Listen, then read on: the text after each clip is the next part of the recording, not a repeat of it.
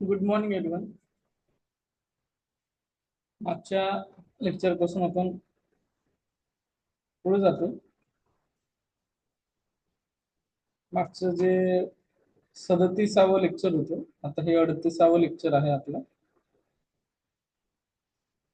ठीक आहे. तर यामध्ये आपण चॅप्टर 5 याच्यामध्ये पुढचं पार्ट बघणार आहोत. 24 पेजेस आपले झालेले आहेत. 59 पेजेस आहेत टोटल ह्या चॅप्टर मध्ये आपल्याला जे लर्न करायचे आहे. ठीक आहे. डायग्राम्स आणि फ्लो चार्ट जे आहेत हे आपण बघतोय आता. तर आयसीटी रिलेटेड जे काही फ्लो चार्ट आहे त्याच्यामध्ये ICT integration in teaching and learning process हे आपण बघतोय.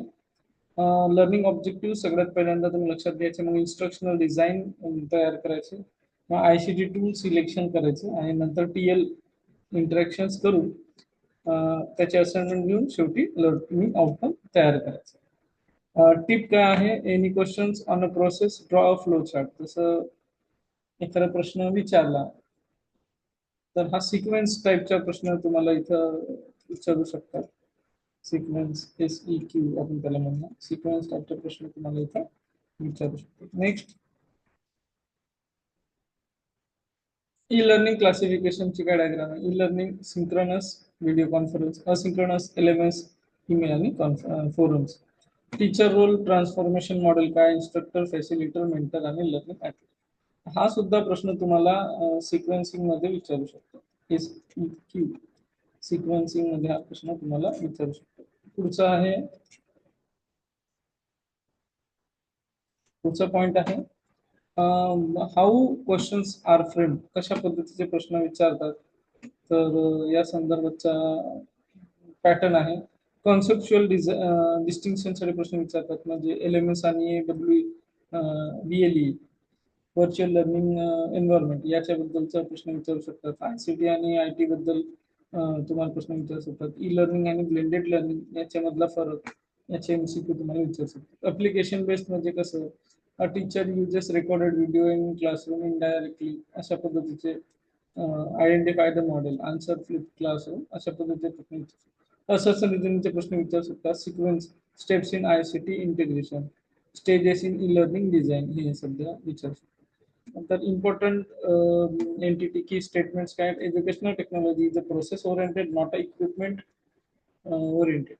ICT integration is effective only when the pedagogy proceeds technology, असं एक आपण सेंटेन्स म्हटलं होतं, त्याच्याबद्दलचं हे आहे. त्यानंतर e learning emphasises learner autonomy but requires self regulation. E learning मध्ये सेल्फ रेग्युलेशन जास्त गरजेचं आहे. MOOCs are grounded in the connectivist learning theory, हे सुद्धा महत्वाचं आहे. नंतर digital divide is a challenge of access skill and music, हे ते पॉईंट आता मागच्या लेक्चरमध्ये आपण बघितलं.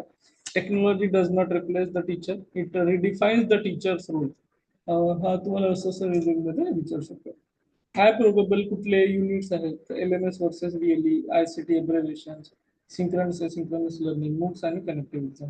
फ्लिप क्लासरूम बद्दल विचारू शकता. डिजिटल डिवाइड बद्दल विचारू शकता. हा वाचतानाच कळत नाही की what is a digital divide, पण मागच्या लेक्चर जर तुम्ही छानपणे ऐकलं असेल तर डिजिटल डिवाइड पण तुम्हाला चांगलं समजू शकतो.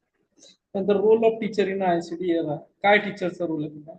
ICT इन असेसमेंट, हा सुद्धा एक महत्वाचा पॉईंट आहे.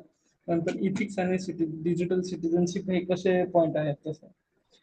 काय ट्रॅप्स असू शकतात. एज्युकेशनल टेक्नॉलॉजी म्हणजे स्मार्ट बोर्ड्स मध्ये ICT ऑटोमॅटिकली इम्प्रूव्ह लर्निंग नाही, त्याच्यासाठी गाईड मेंटर पाहिजे, गाईड किंवा मेंटर पाहिजे. Moves ensure the high completion, असं काही नाही आहे, त्याचे वेगळे वेगळे यूज आहेत. LMS इज टीचिंग मेथड नाही, हे टूल आहे, मेथड नाही आहे, आणि हे रेकॉर्ड करतं फक्त. त्यानंतर टेक्नॉलॉजी रिड्युसेस द टीचर्स, असं पण नाही आहे. हा पण तुम्हाला प्रश्न विचारू शकतात असं रिझनिंग मध्ये, हा पण असं काही नाही आहे. पुढचा आहे करेक्ट व्ह्यू काय आहे मग, तर teacher employees pedagogy and it does not substitute it. Technology आपल्याला एक मदतीला आहे, ते टीचरची जागा कधी घेऊ शकतो, कधीच नाही घेऊ शकत, म्हणजे ह्युमन टच लागणारच आहे. पुढे जाऊया आपण.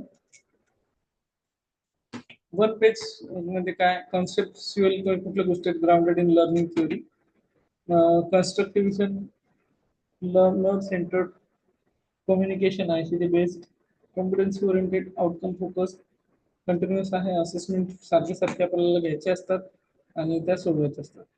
तर ICT governance and teaching learning methods यामध्ये कॉन्सेप्च्युअल फाउंडेशन्स आपण बघतोय आता.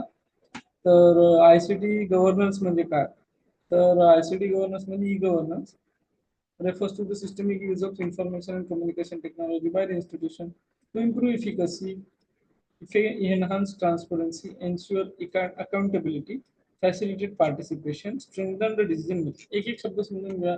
इफिशियन्सी वाढवली पाहिजे म्हणजे काय, त्या व्यक्ती किती चांगल्या पद्धतीने काम करू शकतात. एनहान्स ट्रान्सपरन्सी म्हणजे काय, तर एक पारदर्शी वातावरण सगळ्यांच्या बाबतीत आपल्याला बघायला मिळतं. त्यानंतर एक अकाउंटेबिलिटी म्हणजे काय, सगळ्यांना चांगल्या पद्धतीने ते हँडल करता येतं का. पार्टिसिपेशन फॅसिलिटेट करतं म्हणजे काय, तर ICT टूल्स जे आहेत तर त्यांच्यावर चांगला आपण कंट्रोल ठेवला, मॅनेजमेंट ठेवलं, गव्हर्नन्स ठेवलं, तर तुमचं जे पार्टिसिपेशन आहे हे चांगलं, विद्यार्थी पण चांगले करणार, टीचर पण चांगले यूज करणार आणि त्यामुळं स्ट्रेंथन द डिसिजन मेकिंग, छान पटकन डिसिजन तुम्हाला घेता येईल. In higher education ICT based governance reshape the administration, academic management, policy implementation and service delivery according to the educational technology. ते नाव पुस्तकाचं नाव आहे EDCN 74C, हे त्याचं फाईल नेम आहे. ICT is not merely the technical tool, but the governance mechanism that restructures